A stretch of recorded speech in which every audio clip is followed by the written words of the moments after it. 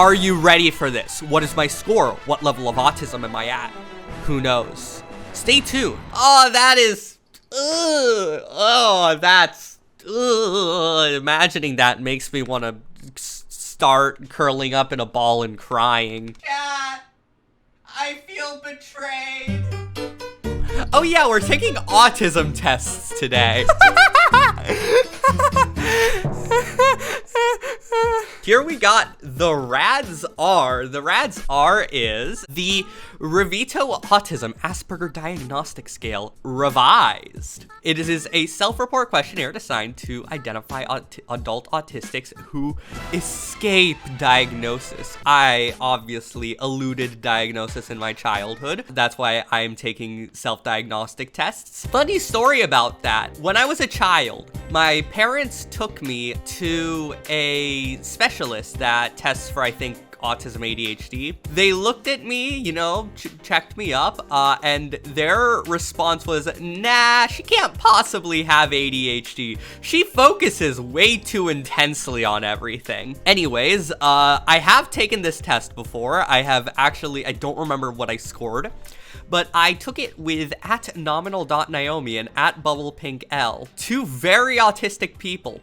And I am pretty sure I scored I either scored a little bit below or a little bit above L, which was really funny. Just like one of the most, I'm sorry, L, but it's true. One of the most autistic people I know, I scored about or higher than. They all kind of, in some ways, test for different presentations of autism. There was one test where I took it and Naomi took it, and Naomi scored much higher than me. That kind of boils down to just how, you know, our presentations of the spicy diverge. Listening to and talking to people with lived experience of autism is a good way of understanding what autism really is, and being able to understand yourself in a way that you might likely have autism or not. I am very much a proponent for self-diagnosis in neurodivergency, not necessarily of specifics being like,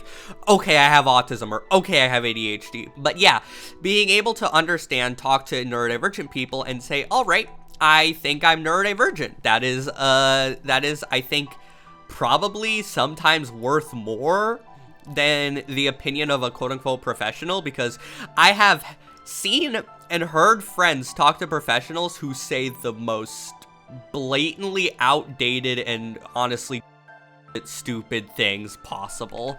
So yeah, fun thing is that a significant amount of autism tests are based on a lot of older literature, and that literature is almost entirely focusing on white, like, cishet males. That's probably why literally just like you quote unquote need a higher rating to be autistic as a female. So I am a sympathetic person. What's the definition of sympathy again? Like, what's sympathy versus empathy? Sympathy versus empathy. I would say probably true only now. I wasn't a very sympathetic child, to be honest. That's a lot of stuff I, in some ways, had to learn. I often don't know how to act in situations. So true. Oh my God. Why would I? Okay. Social situations primarily with more than like a few people, I just sometimes, I either like mask all the way and I'm like super good at like essentially crowd control, but a lot of the time I kind of just am like failing, kind of go in the corner, especially having to kind of, with people I'm not super familiar with, having to juggle the thoughts, feelings, emotions of so many people is just really difficult. Like, I'm not saying it's like horrible or anything, but it is just difficult. I have a hard time figuring out what some phrases means, like you're the apple of my eye. I guess what it means, but if you like take it from a logical perspective, like what does an apple of my eye mean? Like, there's got to be some historical meaning to that or something. I don't know, but I'll just say, I guess, Never true. I only like to talk to people who share my special interests. True noun when I was young. I kind of have a tendency to seek out people who share my special interests kind of at all costs, in a way where I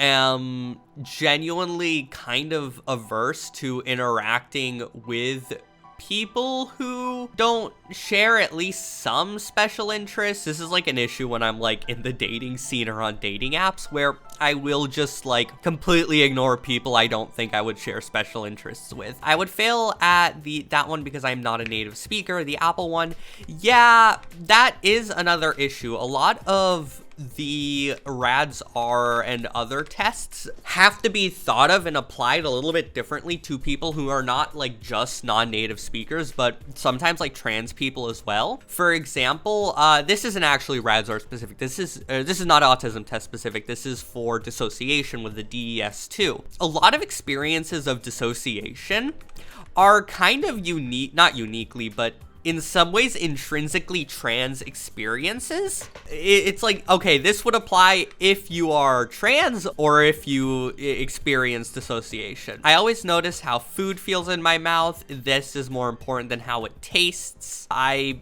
don't have sort of stim things with eating except for mushrooms that I just absolutely despise due to stim. I only like to think and talk about a few things that interest me. So true. I don't hyperfixate and get special interests as much as other people, but when I do, oh boy, that is like, if the conversation shifts to that, good luck getting me off that conversations. I like to copy the way certain people speak and act. I'm gonna say yes. I don't necessarily do it consciously, but I will copy over time some of the mannerisms and ways of speaking that other people use. So yeah, you know what, Abby, Abby,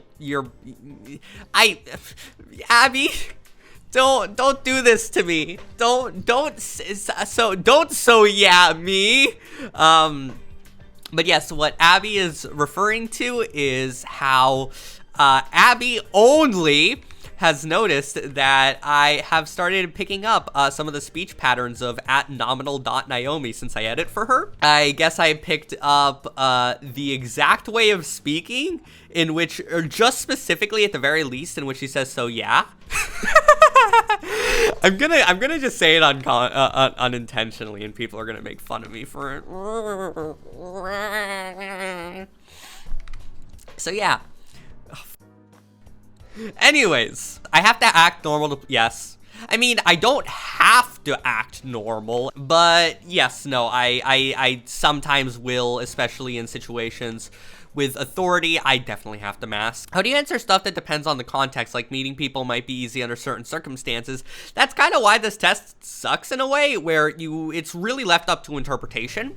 Because I am spicy, I sort of leave it up to whatever feels right, but also whatever is more likely to produce more quote-unquote autistic results. I like having a conversation with several people, for instance, around a dinner table. Yeah, like this is a context-specific one. Yes, if I am with my best friends, I love doing this. I used to, at school, sitting in a dinner table. You know what? I'm actually gonna say true noun when I was young.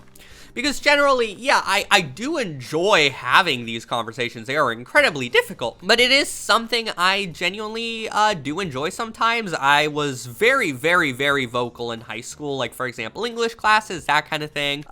So, yeah. Yeah, I'm now self-conscious. I'm gonna have to, like, train myself out of saying so, yeah. RADS-R RV2.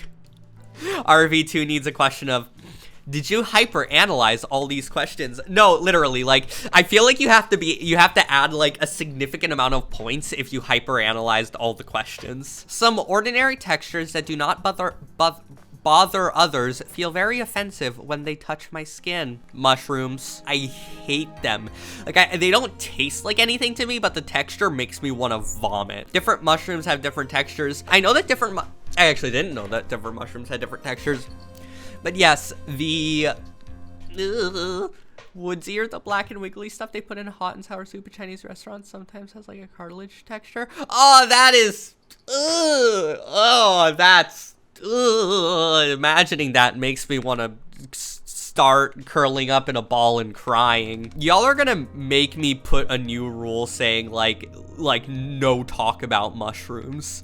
Cause god damn, I hate mushrooms. I do not connect with characters in movies and cannot feel what they feel. Yes, I hate that. I want to kin Sunny from the hit video game Omori, but I can't kin him because I struggle to connect with characters in movies and cannot feel what they feel.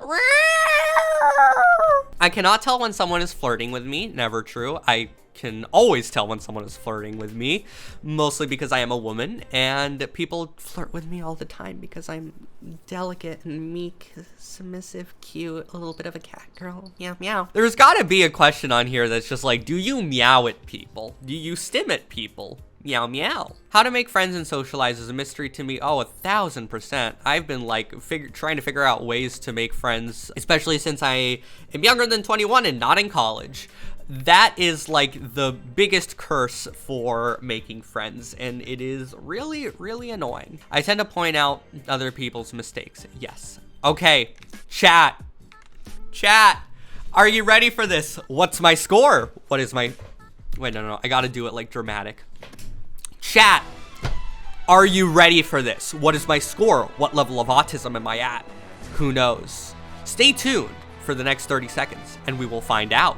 No, I swear I would score higher than that. I scored higher than that last time. No, I swear I scored higher than that last time. Excuse me, a 160? You're telling me that I only have very strong evidence for autism and not some sort of like insane skyrocketing levels of autism? Okay, this is rigged. Chat, tell me that this is rigged. Rigged, I say. Rigged. You're just upset you didn't get a high score. Yes, of course I'm upset I didn't get a high score. I wanted a really high score for my autism. I'm actually gonna go cry now. Chat, I feel betrayed.